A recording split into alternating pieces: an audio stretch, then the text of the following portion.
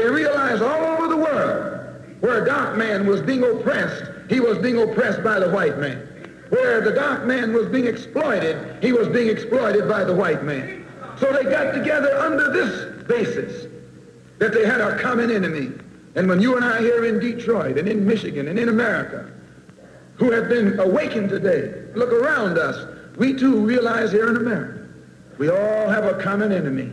Whether he's in Georgia or Michigan, whether he's in California or New York, he's the same man. Blue eyes and blonde hair and pale skin. Same man.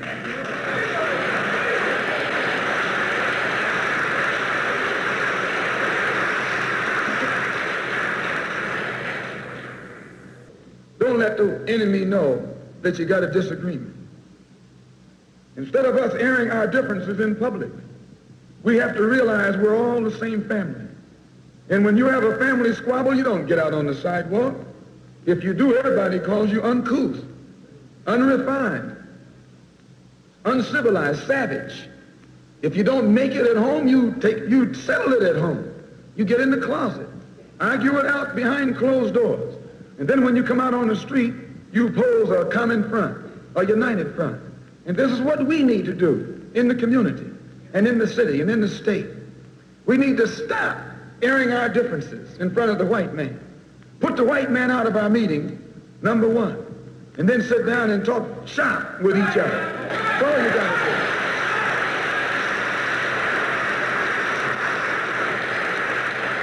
to do. These Negroes aren't asking for no nation. They're trying to crawl back on the plantation.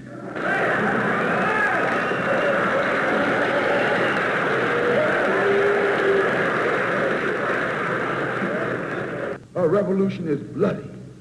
Revolution is hostile. Revolution knows no compromise. Revolution overturns and destroys everything that gets in its way.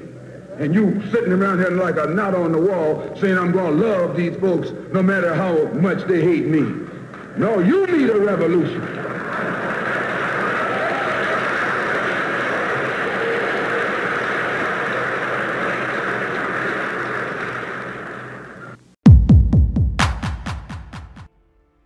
In the last 500 years, black people in this area of the world, we can say that there's no such thing as black culture.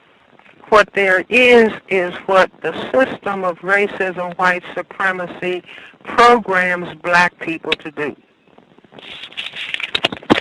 You see, in other words, if the system of racism, white supremacy says, you are not going to be scientists. You are not going to be highly functioning doctors and lawyers and teachers. You are not going to have stable family life. You are not going to respect sex. Now, your role is to entertain me so you can jump up and down and sing. You can dance, and yes, you're good at sports. You can do that in some venues.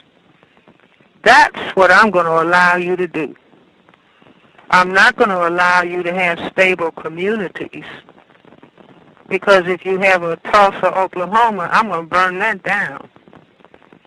If you think you're going to stabilize a so-called middle-class community and you're going to have a home that's mortgaged, I'm going to see that those mortgages are foreclosed so that you can be into family dissolution,